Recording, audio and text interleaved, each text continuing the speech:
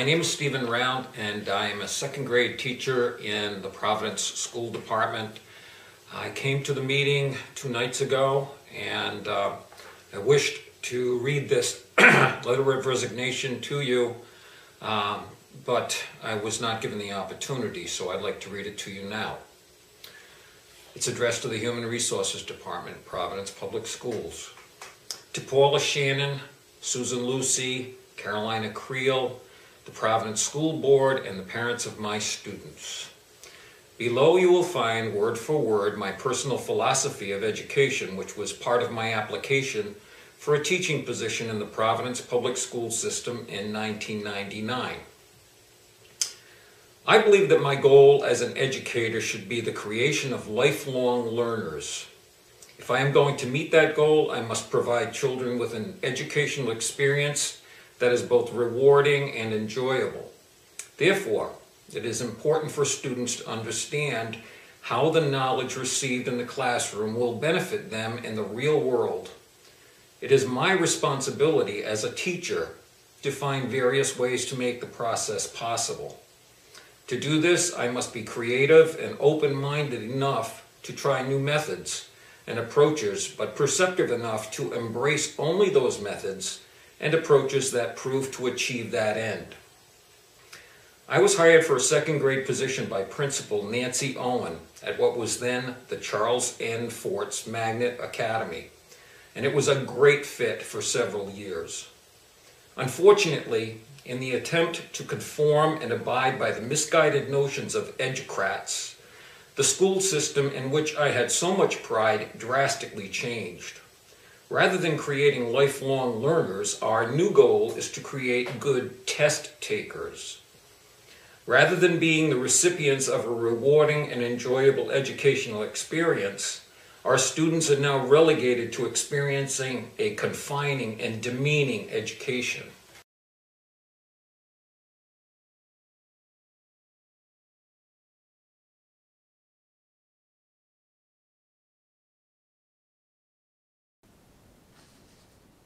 Hi, my name is Pastor Joe Green, head pastor of Antioch Assembly Church located in Harrisburg, Pennsylvania, also the founder of the 2019 movement. And I want to share a couple of thoughts with you today. I was recently looking at some of the things that are going on in regards to the educational system. And I live in Harrisburg, Pennsylvania. Harrisburg is the capital city of Pennsylvania. And they had in the newspaper a few months back, they had this article that documented the fact that Harrisburg City Schools only has a 38% graduation rate. And this is some information that I've been knowing for some time. And before I go any further, I just want to say that this is not a knock on the school teachers. This is not necessarily a knock on the superintendent of schools in Harrisburg or any of the school districts. Because as I share some of these issues with you, I need you to understand that these decisions or this conspiracy is a lot higher up than our local superintendents or school boards or anything like that. And when I say the word conspiracy, I want you to also understand what a conspiracy is. A conspiracy is when a group of people get together secretly, normally, in order to move an agenda forward. And so sometimes people, and the reason I mention that is because sometimes people get confused conspiracy with conspiracy theories. It's like a person who, for instance, a person who runs a drug cartel or a criminal activity. What they do is they get convicted for conspiracy to sell drugs, or conspiracy to murder somebody, or conspiracy for something. It means that you got together and you plotted to accomplish something. And in this particular situation, when I say that this conspiracy in regards to the educational system, I mean just that this is a conspiracy, this is intentional, it's not something that is accidental. So of course, obviously the question would be, well, who's conspiring to make the school districts fail? So the reason I came across this information, this was about 10 years ago at least. And many of you may be familiar with my first book. I've written 7 The first book that I wrote was called From Kilos to the Kingdom, and it was a book where I outlined my testimony, my prodigal son experience. If you're not familiar with that story, you can go in the Bible and read the story of the prodigal son.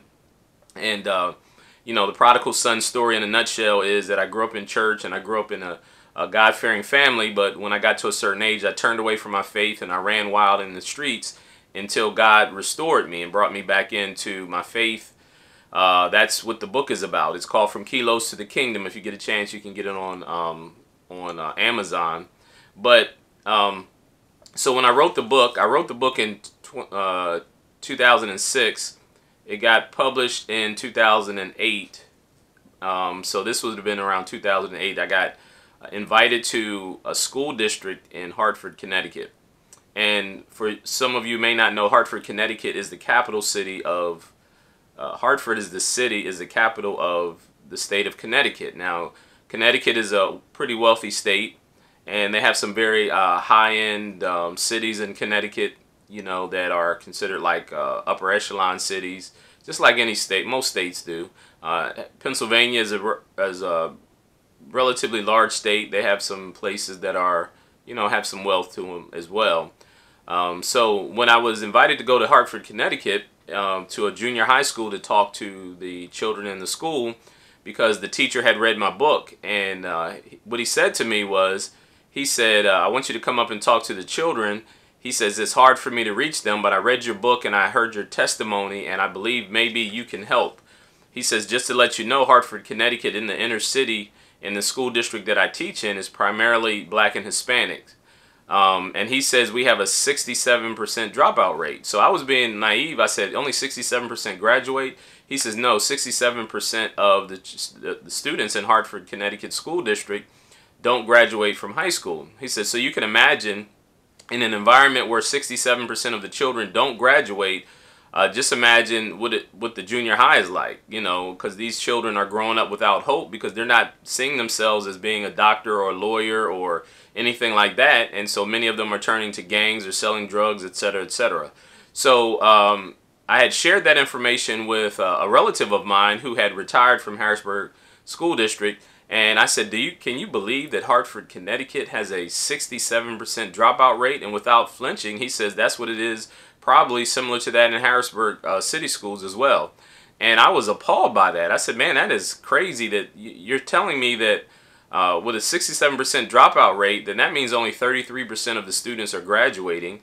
And so, again, sure, true to form, the information comes out a few months ago, this would have been in 2017, that the Harrisburg City School District only has a 38% dropout rate, 38% graduation rate, which means if you turn that around, 62% of the students are dropping out or not finishing high school. So, and just to let you know, there's a lot of documentation. If you've been following the 2019 movement, there's a lot of documentation, there's a lot of data and research that tells you that children that drop out of high school, especially males and especially minorities, if they don't at least have a high school diploma, the chances of them being incarcerated are very high. And so if you have a 67 to a 62% dropout rate, then you're also going to have a very high incarceration rate among that demographic of people. So why do I say all that? I wanted to give you a background because as I share this information about the dumbing down of our children in the American school system, I want to first tell you about how I believe that this is not a coincidence, that this is intentional. That's why I call it a conspiracy. But I also want to talk a little bit about the strategy that they use in order to accomplish this. So most of you know I've been sharing information about the Illuminati. There's a book called the Protocols of the Learned Elders of Zion that I've shared with you. Some people will say that the book is a conspiracy. That it's fraudulent, that it's a conspiracy theory is what I meant to say. Some people will say that the book is a fictitious writing.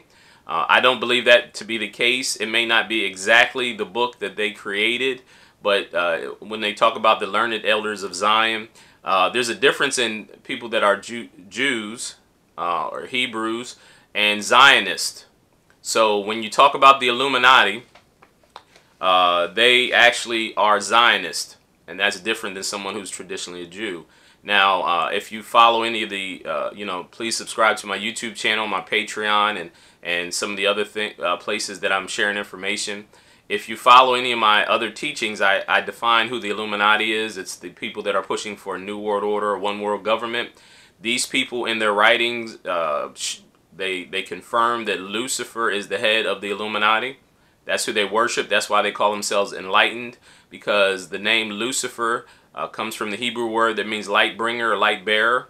Lucifer is the figure who was the serpent in the Garden of Eden that supposedly was giving Adam and Eve a secret knowledge that would make them gods. And so this group of people believe that they have some secret knowledge and that they are gods. So they are able to determine what's right and what's wrong, and which is why they use their resources and their influence to affect world events or world affairs.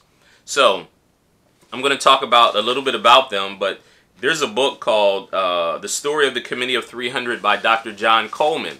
And I had a copy of this book a while ago when I was living in Virginia.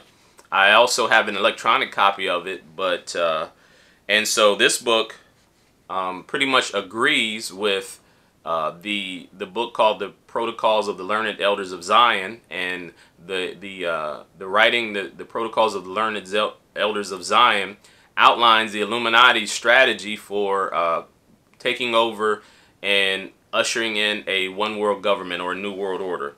If you look on the back of your dollar bills, you have the Annuit Coeptus. I don't have the dollar with me, but one world order, new world order. Novus Ordo Seclorum means the new world order. On the back of your money, the Federal Reserve notes that we have in circulation in America, they have a picture of a pyramid with an all-seeing eye on the top of it. That is the Illuminati, who controls the banking system. That is their attempt to complete what was started in Genesis 11 at the Tower of Babel and to develop a new world order. So anyway, again, all this stuff that I'm sharing with you is documented. They've written about it. They've spoken about it. So I'm not sharing anything that is speculation or innuendo or some kind of wild theory. They've expressed the stuff that I'm telling you about. But anyway, this book called The Story of the Committee of 300, it talks about the conspirators' hierarchy. It lists the ways and means that the Illuminati and their accomplices plan to create a new world order. So I'm going to share just a couple of the points of this strategy that they have, and then I'm going to get into the details about the educational system. So this is 5 of their points. So one of them is the creation of a one world government with one single church and one single currency under their control. You know, the Bible in the book of Revelation talks about a one world government, a one world religion. It says that they will all worship the beast except for those whose names are written in the Lamb's book of life. So if you think about a one world religion, the person who's going to be in charge of this one world religion is the Antichrist. You think about a one world government, it's called the system of the beast. It's an economic system, it's a religious system, and it's a governmental system.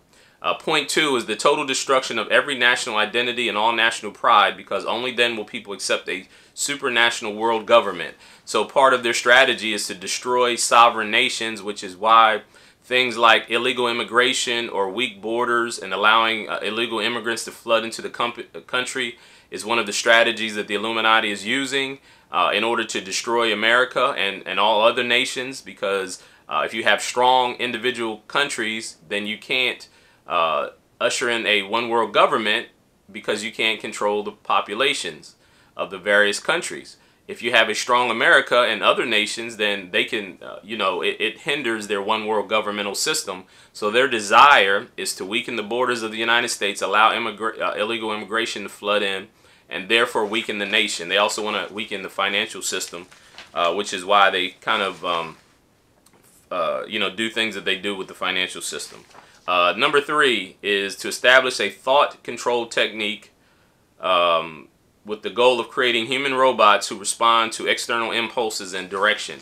So what they do is they use the media, they use music, and etc., etc. We're also going to talk about how they use the educational system in order to develop thought control techniques. If you look at my one video I did about MK Ultra and mass mind control, mass mind manipulation. So they want the masses to be, basically easily controlled so that they can push their agenda. They don't want a bunch of individual thinkers who think for themselves. And so we're going to talk about how they use the educational system to do that. Number 4 is to stop people from determining their own fate by forcing them to weather one crisis after another and to learn to leave such crisis to be dealt with by the government. And so when you look at the false flags, I talk about, I believe, some situations like the school shootings, the mass shootings. You know, some people believe that 9/11 was part of their conspiracy. There's been a lot of other things that have happened that kind of hint around to them trying to fulfill their mission. And so here's what I tell you. You know, if you don't believe in 9/11 and the World Trade Centers when they were taken down, if you don't believe that the government was behind it, and I'm not saying that they are or they aren't, but it is a lot of, it's well reported that the FBI knew about that there was a plot on destroying the World Trade Center. So if they knew it and they didn't do anything about it, then obviously it would beg the question, why wouldn't they have done anything about it?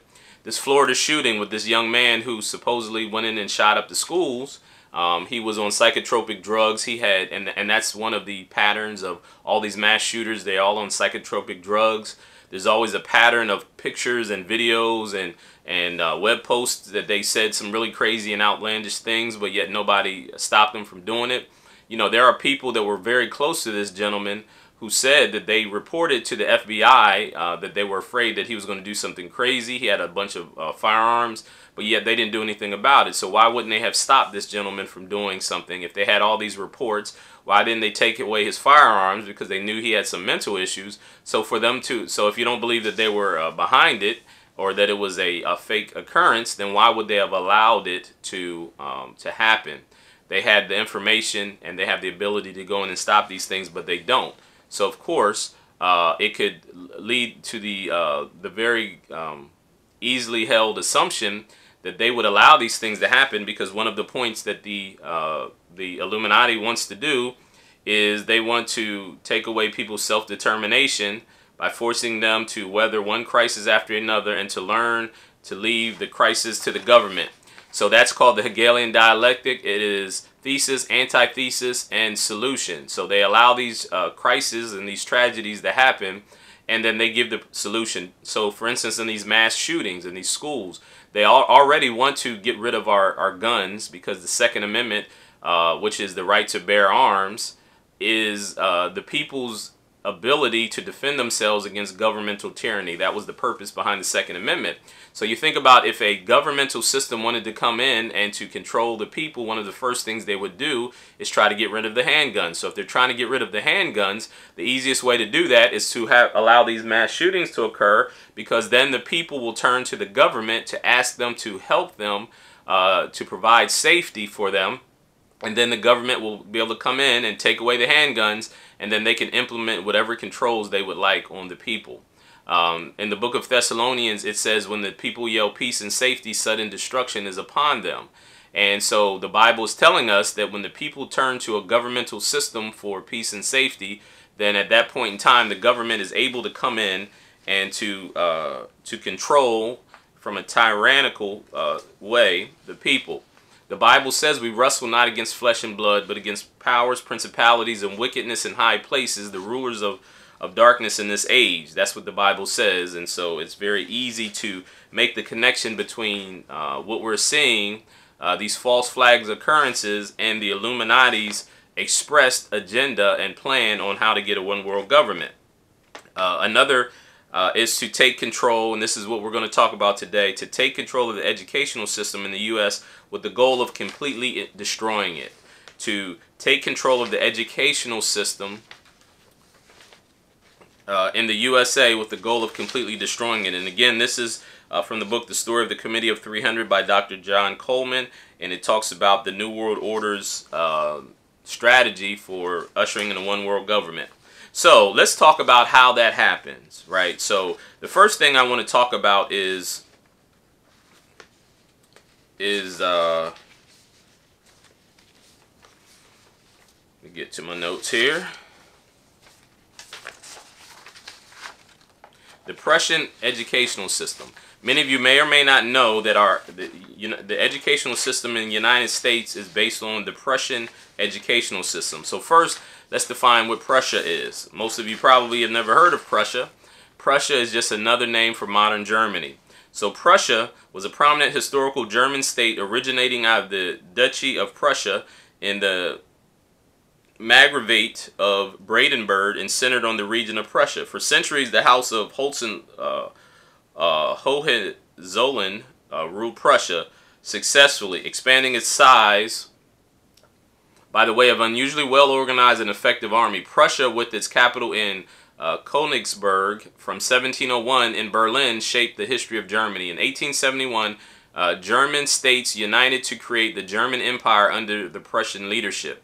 And in November 1918, the monarchies were abolished and the nobility lost its political power during the German Revolution of 1918 and 1919. The Kingdom of Prussia was thus abolished in favor of the Republic. The Free State of Prussia, a state of Germany, was created. From 1933, Prussia lost its independence as a result of the Prussian coup when the Nazi regime was successfully established in Gleichstellung laws in pursuit of a unitarian state. So it was called Prussia, then it became Germany. But in Prussia, they actually had a monarchy, which is ruled by kings. But then in 1918, they had the German Revolution. And why is that important? For several reasons. But one of the things that you have to understand is the Illuminati, which was started in 1776 by a gentleman by the name of Adam Weishaupt, and I'm going to talk about him. But in Europe, the Illuminati began to push forward their agenda. So one of the first things they did, and I want to make sure that you don't confuse Prussia with Russia. So you have Russia, you had the Bolshevik Revolution in Russia in 1917, where the communists came over and they started the Soviet Union. But in Germany, you had a monarchy. In Prussia, you also had these people come in and take over, and the Nazis became prominent during this time. So so that was when the Illuminati really began to move throughout Europe and to take over these nations and to push their agenda. Now, so if you understand Prussia, the Prussian educational system, Prussia was a forerunner to the modern state of Germany. And so you have this gentleman by the name of Adam Weishaupt.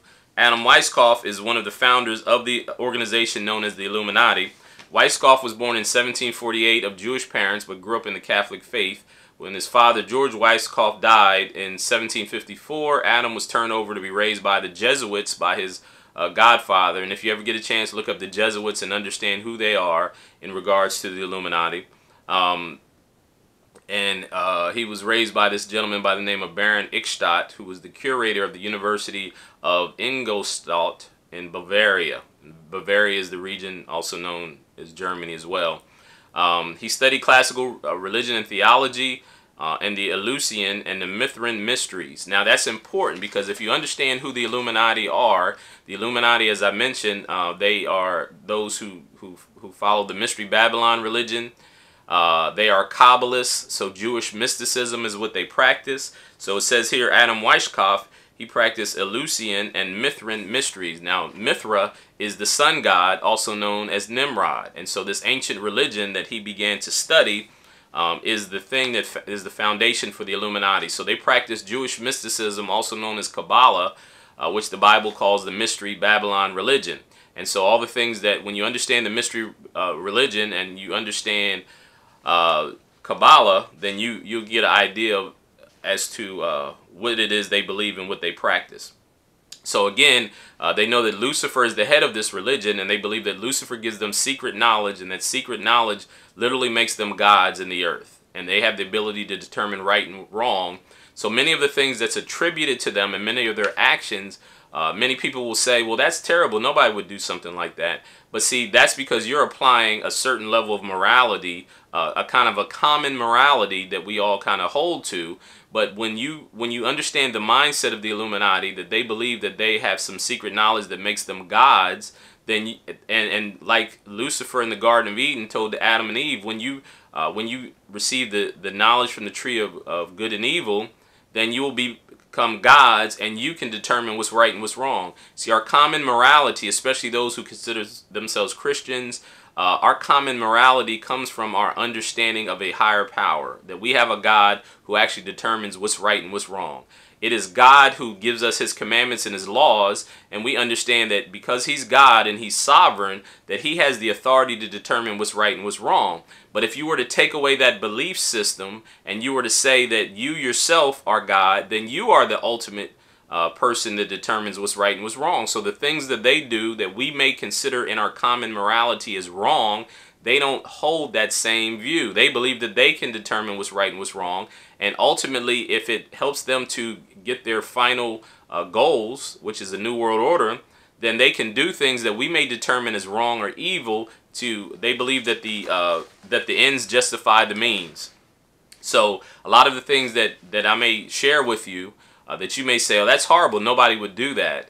You're applying your own common morality, which, especially if we are in America, we talk about Judeo-Christian values. They don't adhere to or subscribe to that same philosophy, so you can't attach that to them. So anyway, Adam Weishaupt. Adam Weishaupt, he studied the Eleusinian and the Mithrin mysteries, and he also the works of Pythagoras. Now, he was initiated a Freemason in 1774 in either Hanover or Munich, but found that no one in his order truly understood the occult significance of the ceremonies in Freemasonry. So he became a Freemason, but because of his beliefs, he believed that they didn't understand the depth of the occult practices that were within Masonry. He decided to find his own organization, and he did that in May of 1776. He created what's called the Order of Perfectibilists, but became famous, it also known as the Ordo Illuminati Bavariensis. The Ordo Illuminati Bavariensis. We call it the Illuminati, but it's the Order of the Perfectibilists. And so the Illuminati, that's who they believe. They believe that they are gods because they have secret knowledge and they have the right to determine right and what's wrong and to promote their agenda onto the rest of the world. So now let's talk about Adam Weishaupt, who studied that. And again, this is in Germany. So you have to realize that the influences and the things that they did in Germany and began to study in Germany is part of the Illuminati's plan, and they are now using it throughout the rest of the world. So we established what Prussia was. Now let's talk about the Prussian educational system. I want to lay that background so that you can understand where it originates from and what their goals are. The Prussian educational system refers to the system of education established in Prussia as a result of the educational reforms in the late 18th and early 19th century, which had widespread influence since. It is predominantly used as an American political slogan in educational reform debate since it was adopted at K-12 in America. So if you understand that our educational system is based on the Prussian educational system, which is why before you start first grade, it's a thing called kindergarten. Kindergarten is a German word. And so the influence of the educational system in America comes from Prussia, which is a forerunner to Germany, modern Germany.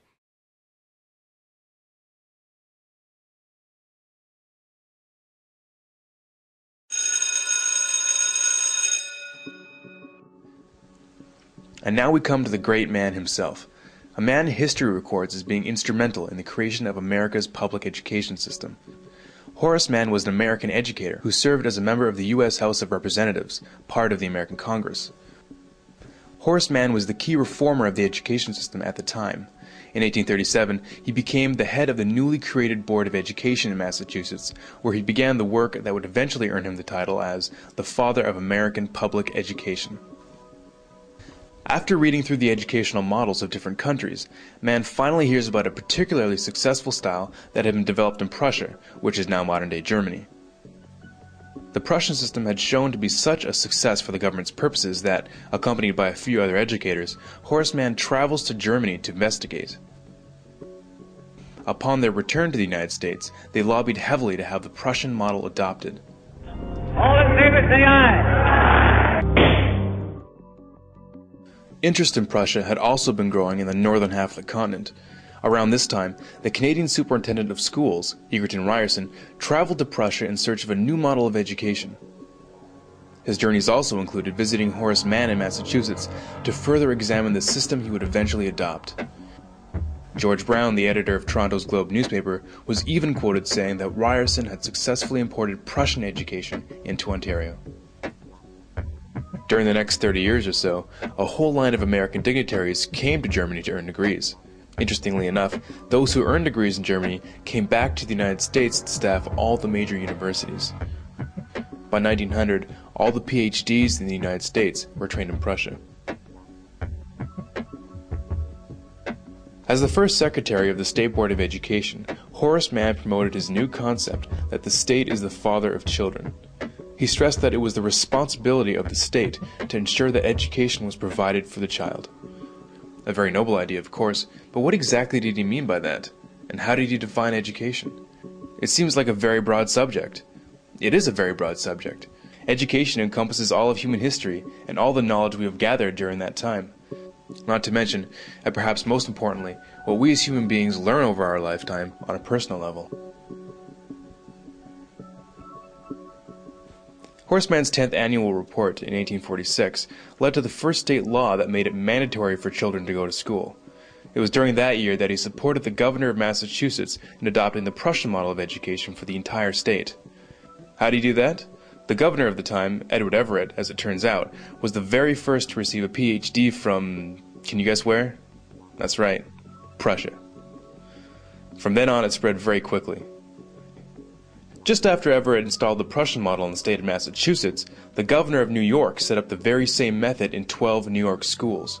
Horace Mann's sister, Elizabeth Peabody, of the Peabody Foundation, saw to it that right after the Civil War, the Prussian system that was then being taught in the northern states was integrated into the conquered South. By 1900, most of the compulsory schooling laws that implemented the new system had been passed.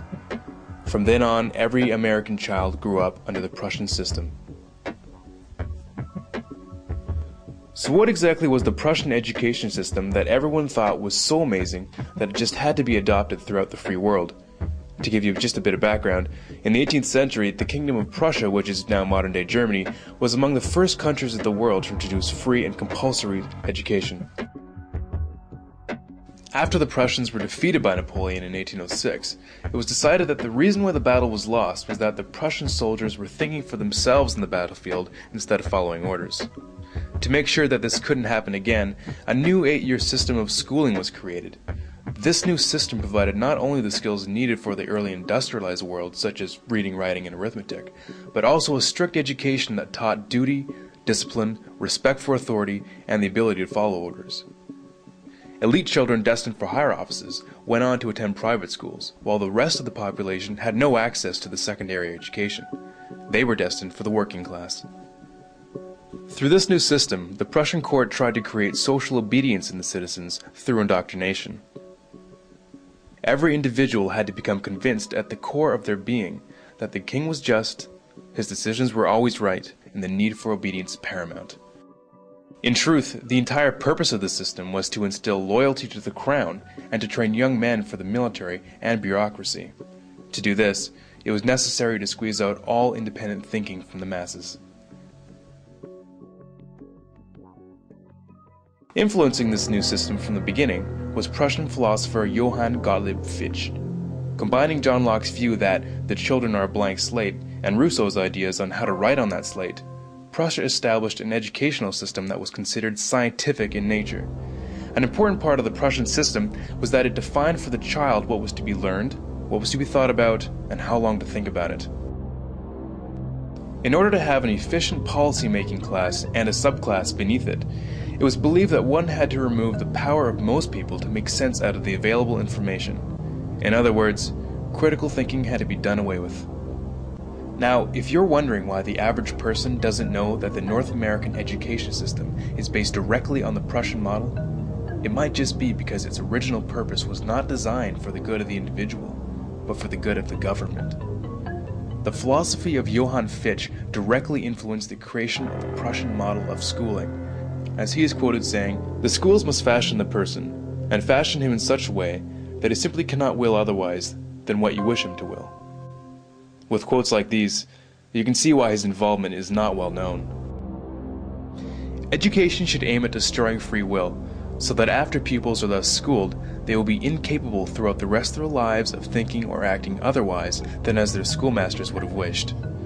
When this technique has been perfected, every government that has been in charge of education for more than one generation will be able to control its subjects securely without the need of armies or policemen. In 1807, in a Berlin occupied by Napoleon, Johann Fichte gave a series of famous addresses to the German nation. Fichte spoke of the superiority of German people above all others. The content of these speeches was a catalyst for the Prussian education system and German nationalism. In other earlier works, he calls Jews a state within a state that would, quote, undermine the German nation. He openly expressed a desire to expel Jews from Germany. Fichte had a deep influence on the rise of the Third Reich, and continues to be deemed, quote, the spiritual father of modern neo-Nazism. Which begs the question, why would the father of American education make it a law that every child spend their youth in a system created by the father of neo-Nazism? Historians reflect that one of the greatest social factors that allowed a man like Hitler to rise to power was that the German people had been bred from birth to respect authority above all else and accept it without question. Which begs another question. If the entire population of North America is raised in a system adopted from pre-Nazi Germany, what are we setting ourselves up for?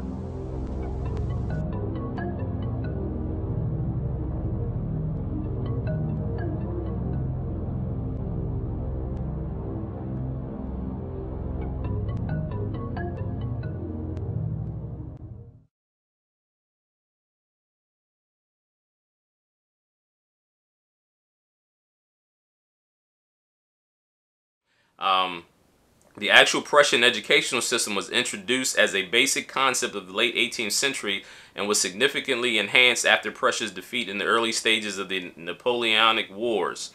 The Prussian educational reforms inspired other countries and remain important as a biopower in the sense of nation building. Compulsory education on the Prussian example was soon mirrored in Scandinavia and the United States, and they started to adopt the Prussian example. Early American adopters include Daniel Gilman, who set up the General Education Board, later renamed the Rockefeller Foundation. So if you follow the 2019 movement, you understand that the Rockefeller family is one of the 13 bloodlines of the Illuminati, and they helped to set up, they called it the General Education Board, but then they later changed the name to the Rockefeller Foundation. If you follow the 2019 movement, the Rockefeller Foundation, the Rockefeller family was one of the families that actually got rich off of slavery, and they also are the foundation that helps to push eugenics in America, which helped the formation of Planned Parenthood, which was based on eugenics. The Rockefeller family also funded the Nazis in Germany, Joseph Mengele, and the experiments that they did in Germany. And so they've been intertwined in these things for a long time. So there's many different school systems that actually have adopted the Prussian educational system, but it is the prevailing educational philosophy in the United States. American educators were fascinated by German educational trends in 1818.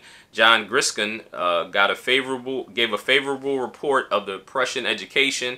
The English translations were made of French philosopher Victor Cousin's work, Report on State of Public Education in Prussia. Calvin E. Stowe, Henry Bernard, Horace Mann, George Bancroft, and Joseph Cogswell all had vigorous interest in the German education.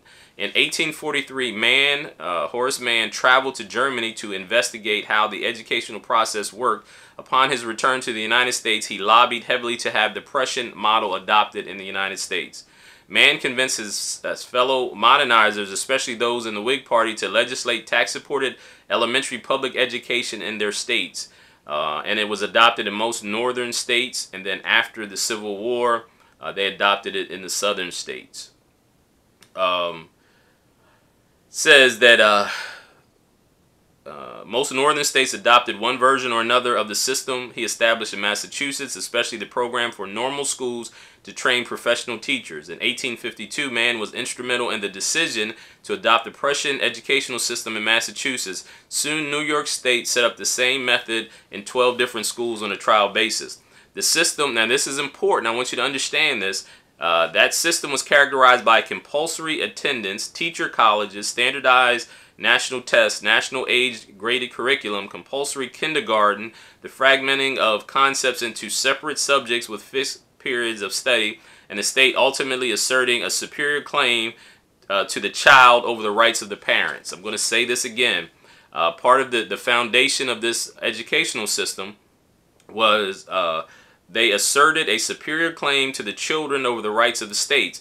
This was a radical departure in methodology and content from the successful traditional forms of education in America. And I'm going to explain to you why that is so important in a second.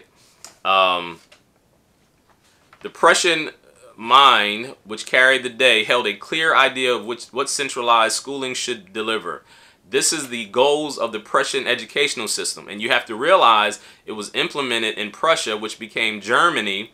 And so what they believed was the reason that Germans lost World War I was because of the fact that their soldiers tried to think for themselves. And so in order for them to get compliance of all people, of all their the citizens of the country, they came up with this Prussian system in order to keep people from individual thought, and so that they would follow after the state, listen to the state, and not rebel against it. So here's the goals of the Prussian mind, or the Prussian educational system. They held a clear idea of what centralized schooling should deliver.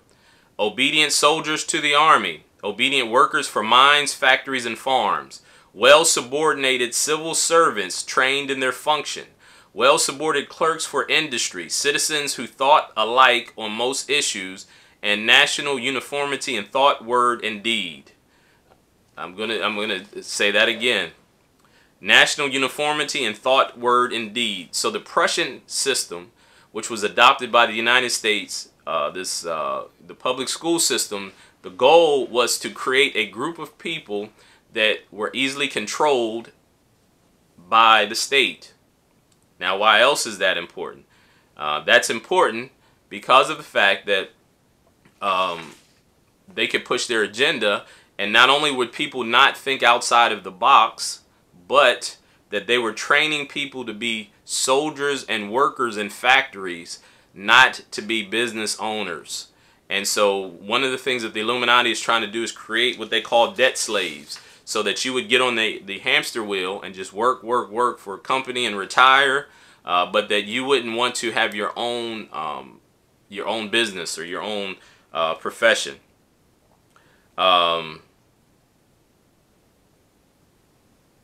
So here's in the Prussian elementary school, Thomas Alexander, professor of elementary education at the George Peabody College for Teachers, wrote the following in 1919. We believe, however, that a careful study of the Prussian school system will convince any unbiased reader that the Prussian citizen cannot be free to do and to act for himself, that the Prussian is to a large measure enslaved through the medium of his school, and that his learning, instead of making him his own master, forged the chain by which he is held in servitude, that the whole scheme of Prussian elementary education is shaped with the express purpose of making 95 out of every 100 citizens subservient to the ruling house and to the state. So this is Thomas Alexander. He came up with that assessment of the educational system. Now, the reason I say it's important for you to realize is that they are pushing that agenda even to this day. Our public schools in America are no longer trying to teach math and science or trying to teach people to be creative and ingenuitive. They are trying to reteach morality, because the foundation of this is that the parents don't have the right to teach morality, that the school district does, or the state does. They also believe that the children are not owned by their parents, they're owned by the school system. That's why in Nazi Germany, when they transitioned past World War I, when they got to the place of World War II, the reason that the Nazis and Hitler was easier for them to manipulate the masses is because they began to implement this particular set of principles and this educational thing. They started with the public schools, and it was a way to make a bunch of robots. Now, let me give you another aspect of this. So I was reading some people publicly on social media and some of the debates, and they were talking about spanking of children, and people were very much against that. If you look at our schools, because one of the things of the Illuminati, in order to push forward their control of the masses, is they want to pervert the morality of children. Because if they can pervert the morality of children, then they're more easily to control. It breaks down the family. If you have weak families, then you are able to control the masses. This is what they understand. And so that's why they are pushing immorality in the schools, in the school district. That's why some, even nowadays in elementary school, there are some elementary schools that are beginning to teach children about homosexuality. So when a little boy in elementary school has his best friend Johnny, they say, you might be gay. If you like Johnny, he might be your boyfriend. And that's intentional. Because first of all, if you're in elementary school, you shouldn't even think about sex. You might like a little girl and you have like butterflies, but you're not really seriously thinking about sex. So what they're doing is they're trying to indoctrinate our children younger and younger. Nowadays with the transgenderism, especially with the Obama administration, they even threatened to take public funding away from public school, or federal funding from public schools, if they didn't allow transgender bathrooms. So what are they doing? They're using that to indoctrinate our children and to corrupt their morality at a younger and younger age. And this is all intentional. This is all part of the Illuminati's scheme in order to destroy our community, destroy our families, so you can have a bunch of mindless people that can be controlled. Discipline or spanking. If you think about spanking, the Bible is very clear. It says if you spare the rod, you spoil the child. Now, of course, you have to use discipline with love, obviously. But if you think about the generations that passed, even during the time of World War II, they called it the greatest generation ever. You had groups of people that they came together. They would fight for a cause. If you think about the 60s and the civil rights movement, our communities would get together because we had strong families and stronger communities. But nowadays you have a group of people who are very selfish and self-centered, that it's in our school system, the biggest problem, one of the things that they talked about recently, even in Harrisburg school districts, and I'm sharing this because it's all public knowledge, and again, this is not to throw shade at any of the teachers or the administration. I'm talking about the big picture, because it is our educational system that has been infiltrated by the Illuminati and their doctrine and philosophy, and it's long-term in order to control the masses. So people, all these teachers that go to teachers' colleges and teachers' conventions, they're being indoctrinated with this philosophy, and most of them, I promise you, don't understand the background of where it all comes from. They just know the philosophy or the doctrine of the American educational system. So discipline or spanking children, one of the things that they're frowning upon is parents doing that, because of the fact that the state believes that they own your children and you're not allowed to correct them. Which is why in our public schools, and like I said, it was in the newspaper, a lot of the teachers actually end up leaving the school district. I'm talking about on the elementary and junior high level. I'm not even talking about on a high school level, because the teachers are now afraid of the children, because children are being aggressive and attacking the teachers at a younger and younger age. And so what is their response? Their response is that you shouldn't discipline or spank your child. The Bible talks about in the last days that men will become lovers of themselves, and they will be godless and lovers of pleasures more than lovers of God. And one of the signs of the end times and a society that's turning away from God is it says that children will be disobedient to parents. So now we have a society that's growing increasingly rebellious from the young people that won't even listen to teachers. And I know personally, I have dealt with young people. I had a mentoring program for several years, 13 to 18-year-olds.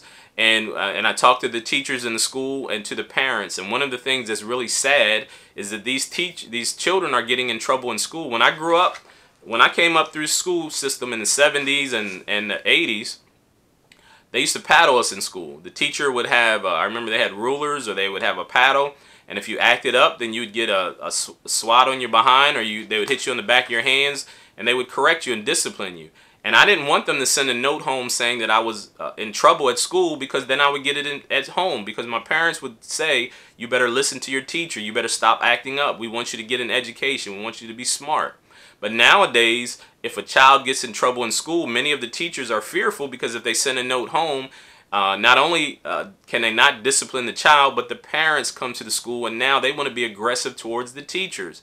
And so we have a whole situation, and this is intentional. So these parents are being indoctrinated by the same messed up philosophy that is becoming more and more prevalent, because these parents now that have young school-age children, most of them grew up in the same environment as some of the things that have been pushed in American educational system.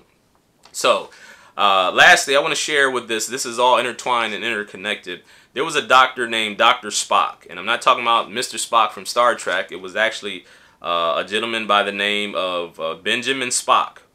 And Benjamin Spock was, in 1946, he published a book, in his infamous book entitled Common Sense Book of Baby and Child Care. And so in 1946, he began to push this agenda. And I believe, I don't know if he knew it or not, but this agenda was an Illuminati, was right in line with the Illuminati's philosophy. Because what he started to do is he started to change how parents were going to raise their children. And so he taught against, or he spoke out against spanking and against disciplining your children. Dr. Spock told parents that they shouldn't say no to their children because it might mess up their self-esteem. And he didn't, so you know, it was really messed up because everything that he taught was anti-biblical. It varied from what the Bible says, and I believe the Bible, God who created mankind, knows best how we're supposed to raise our children. And I don't never condone just abusing children, but I believe in spanking and discipline. So here's an article that was in WorldNet Daily. It says, in the past 50 years, our nation has taken a moral nosedive. And this article is called How Dr. Spock Destroyed America. And I agree with the philosophy or the thoughts behind this article. It says, in the last 50 years, our nation has taken a moral nosedive. Since 1960, the rate of violent crimes has more than tripled. Every day, there are news reports of heinous crimes unheard of in America a generation ago. Children murder their playmates, their teachers, and their parents. Teenage mothers abandon their newborn babies in trash cans. And every year, students commit carnage on their classmates. Our culture has sunk so low that children are no longer safe with their teachers in school or at church. Scores of men and women are arrested every year for preying on the children under their care. The sexual revolution that started in the 1960s continued with many casualties. Promiscuity has become so rampant that 1 out of every 4 teenage girls now has a sexually transmitted infection. I'm going to say this again. These are statistics. It says that 1 out of every 4 teenage girls now has a sexually transmitted infection.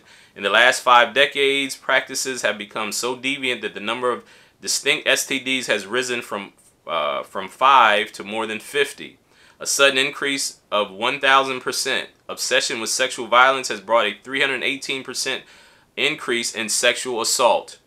So when you hear about the Me Too movement and Time's Up movement, I believe that these are all results of some of the philosophies that the Illuminati has pushed, because their desire is to corrupt the moralities of a nation, but more importantly, to, at a younger and younger age, corrupt the morals of our children.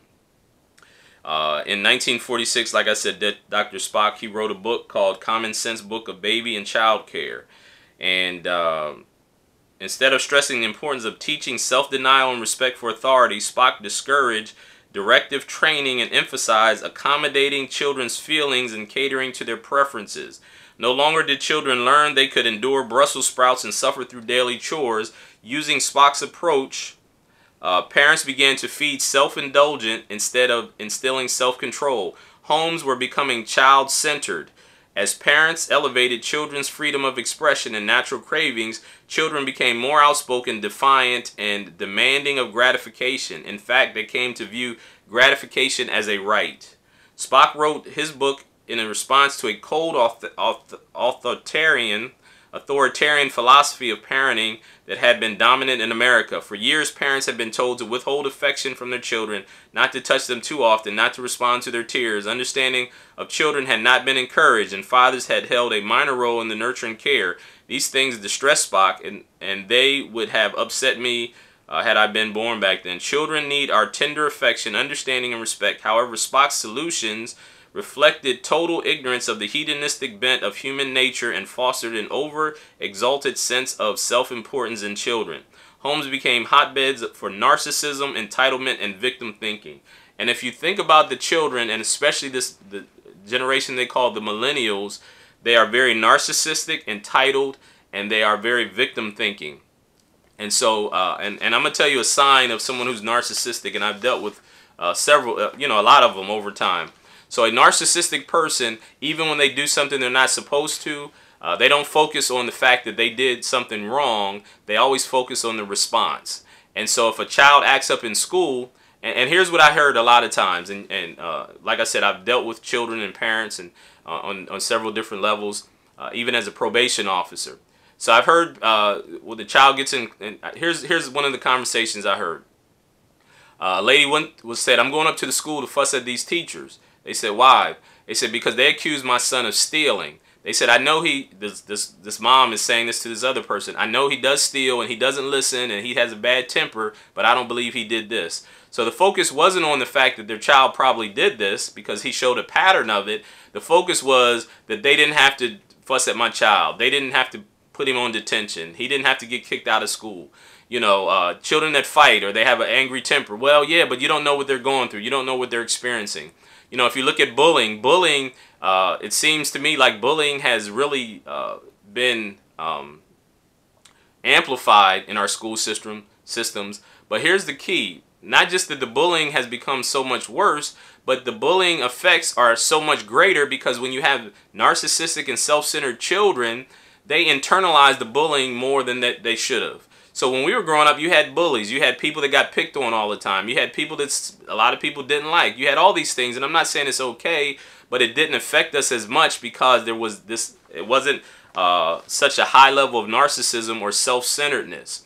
Social media is an amplifier of this as well. So if you look on Facebook and all these other social media sites, a lot of times what you see people that are very narcissistic and self-centered. So selfies are so important to us now because we want a million pictures of me. Everybody look at me. This is what I had for breakfast. And I'm not saying it to knock anybody. I'm just trying to show you the big picture and the philosophy that the powers that be did this intentionally in order to destroy the psyche of America. And so it's important that we understand it. It's important that we understand the foundation of these things so that we can address them. We need to stop teaching our children to be so self-centered and narcissistic. In the family structure, the parents should be the most important people in the family. You have to raise and nurture your children and guide them and direct them and mentor them. But we have to understand that your children don't need more friends. Your children need guidance and direction. That's what children need.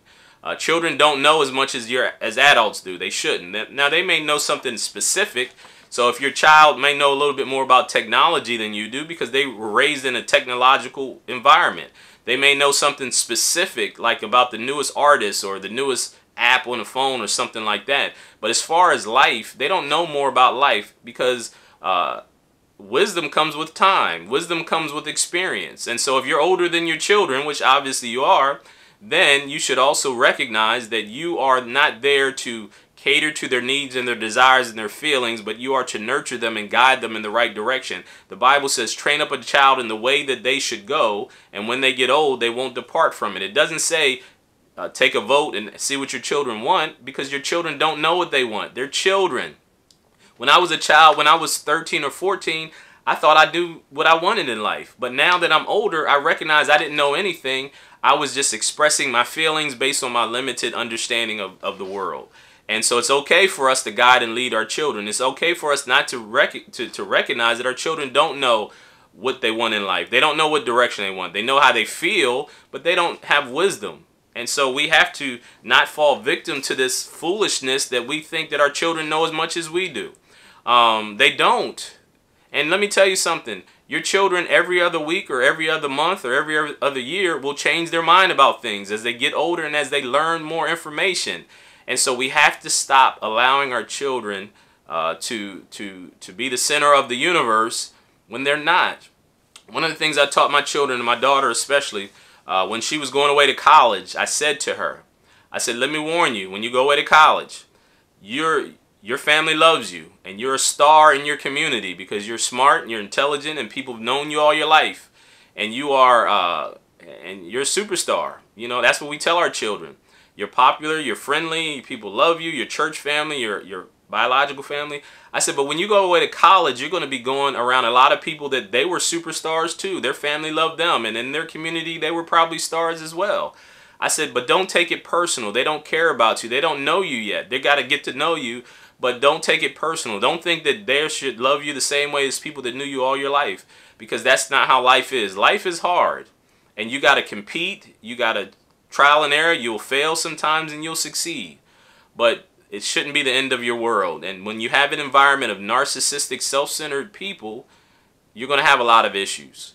When we have this political correct climate, and now in college they have this thing called safe zones, and it's horrible. What a safe zone is that they call everything hate speech. So anytime somebody disagrees with you or your lifestyle or what you want to do, they call it hate speech. And that's one of the byproducts of this screwed up philosophy that Dr. Spock and others had pushed, this liberal agenda, this liberal ideology, that when you go to college you shouldn't hear opposing viewpoints. So you had people like Milo Yiannopoulos, and I know I said his name wrong, or Ben Stein, or Ann Coulter, or people like that. They would go to college campuses and do lectures, and it got to the place, especially in Berkeley, California, that's supposed to be an intellectual hotbed, that they actually protested and shut down the school because they said they didn't want this person to talk because they had hate speech. What that is that's a shutting down of varied ideologies. And what it's saying is these safe zones in the schools is that I shouldn't be around any type of speech that offends me. And this is terrible. Let's not fall victim to that. That's not how life is supposed to be. I'm a Christian.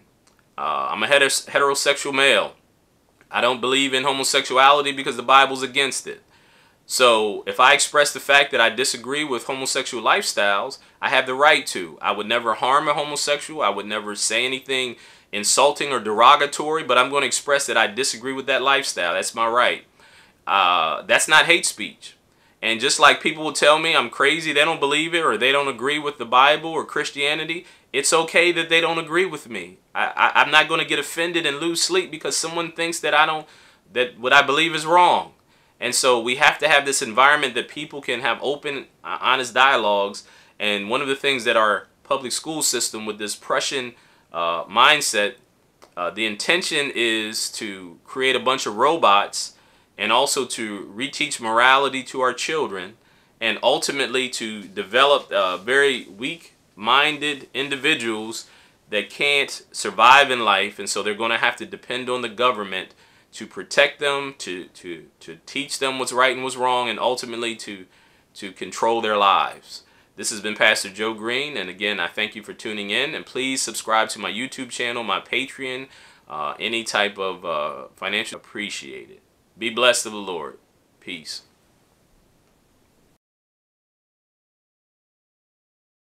You said a lot about the role of the media in a so-called democracy. I'm wondering how you see the role of our educational system, what it's doing right now, what forces are driving it, and what constraints are on it, and how should it operate? Mm-hmm. Well, I quoted the Trilateral Commission view of the educational system, namely it's a system of indoctrination of the young. And I think that's correct. It's a system of indoctrination of the young. That was the way the liberal elites regard it, and they're more or less accurate. So the educational system is supposed to train people to be obedient, conformist, not think too much, do what you're told, stay passive, don't cause any crises of democracy, don't raise any questions, and so on. That's basically what the system is about. Even the fact that the system has a lot of stupidity in it, I think, has a function. You know, it means that people are filtered out for obedience. If you can guarantee lots of stupidity in the educational system, you know, like stupid assignments and things like that, you know that the only people who will make it through are people like me and like most of you, I guess, who are willing to do it no matter how stupid it is, because we want to go to the next step, you know. So you may know that this assignment is idiotic and the guy up there couldn't think his way out of a paper bag, but you'll do it anyway because that's the way you get to the next class. And you want to make it, and so on and so forth. Well, there are people who don't do that, you know. There are people who say, I'm not going to do it, it's too ridiculous, you know. Those people are called behavioral problems, or something like that. They end up in the principal's office or in the streets or selling drugs or whatever. And all of this is a technique for selection for obedience. And I don't know how to prove this, but I have a feeling that when you go to the elite universities, you find more obedience and conformity. probably because you're getting the students who were better able to do it. You know? Well, all of that is functional. That's the way it works. And it works right through graduate school. I mean, by the time you get to graduate school, it's already a little more varied because some real contradictions develop in the system. The problem is that you can't have progress this way. You know, now, especially in the sciences and engineering, that's a problem because the corporations need science and engineering. You know, if you don't have innovation, you're really in trouble. So they have to encourage creativity and independence because you can't get anywhere if you just copy what somebody told you.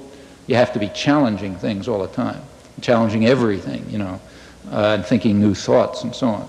And there you got a real contradiction. It's hard to train people to be creative and challenging and so on, and yet to ensure that somewhere else in their lives they're conformist and obedient and never think. So you have problems. It's a serious problem in Japan, incidentally. We think of Japan as this tremendous superpower, but that's very misleading. Japan, for example, is very poor in science, for example, and they're aware of it. And part of the reason is it's part of the same thing that makes them good workers, obedient workers. It's a very obedient society, very deferential and conformist society. And one effect of that is that you know there are real constraints against independent, free thinking, and you see it in the sciences very clearly. But it's a problem here too. So there are those contradictions, and when you get to graduate school, they're beginning to show up. They show up much less in the ideological subjects, because there it doesn't matter so much if people have, you know, profits aren't made by historians having original ideas about the French Revolution, so they can have conventional ideas. And that means that the pressure to try to support innovation and freedom is much less, and the pressures for conformity, on the other hand, are much greater. Because in the ideological subjects, it begins to be dangerous if people think the wrong thoughts. It's not so dangerous if they have new ideas about physics. But nevertheless, you know, you begin to get a little flux in the system by the time you get to graduate school. And even at lower levels, you find it. I mean, there are teachers who do stimulate thought, and sometimes they get away with it. And all the way through, you know, if people are learning things, you just can't control, you can't make them just regurgitate what they heard. Now, there's a lot of pressure to turn the schools into the Marine Corps, and there's a lot of support for it. For example, there's this bestseller last couple of years by Alan Bloom. That was all over the supermarkets, Closing of the American Mind. You know, huge bestseller, supermarket racks, which is where I read it, and things like that. Well, you take a look at what he's saying, and there was plenty, you know, a lot of enthusiastic accolades for it and so on. He was saying that a couple of us smart guys will decide what the great thoughts are, and every student will memorize them, and that's education. Okay. Well, you know, I mean, that's a way to turn people into pure automata. I mean, even if they happen to pick the great thoughts, there is no way less likely to get anybody to think about those thoughts than to make that the curriculum. That finishes them off, you know. And I think that's the purpose, really. I mean, the purpose is just to impose authority, you know. Here's the great thoughts. All this other stuff is rubbish. Just learn those and you're okay. I'll pick them, you memorize them. That's basically the line. Now, of course, that's the opposite of education. I mean, that's the way you study Talmud or something like that. But it's very popular, and I think it reflects the same concern over the crisis of democracy. In fact, Bloom himself was extremely, the incident that really got to him was a case in Cornell where he was a professor, where some black students took over one of the buildings. And he said that's just like the Nazis, you know, it's back to the Nazis. He has a whole business about the Nazis and so on and so forth. Well, you take a look at what happened in that. He doesn't tell you what he thought and he says the faculty capitulated, you know, just like Heidegger capitulated to the Nazis and so on. What actually happened, if you look back, is that there were real grievances. Undoubtedly, the students shouldn't have done what they did and go into the building with guns and so on, but it was settled very amicably. It was settled amicably, nobody was killed. The grievances were to some extent dealt with, and the net result was better than it was before. Well, he doesn't tell you what he thought they should have done. but it's sort of implicit. I mean, I guess they should have bombed the place or something like that. But that's what really set them off. And in general, what set many people off was the 60s are now described in the literature as if it was a time when students were running around burning libraries and destroying the foundations of civilization and so on. What was actually going on is they were asking questions. They were raising questions. They were looking into things that people hadn't looked into before. They were not just obedient. And from the point of view of a lot of the faculty, that's equivalent to burning the buildings. You can't have that small distinction. You can't make that. There's pressure to turn the schools back to the days when you didn't have to worry about those things, like disobedient students asking questions about things that you didn't tell them to think about and so on.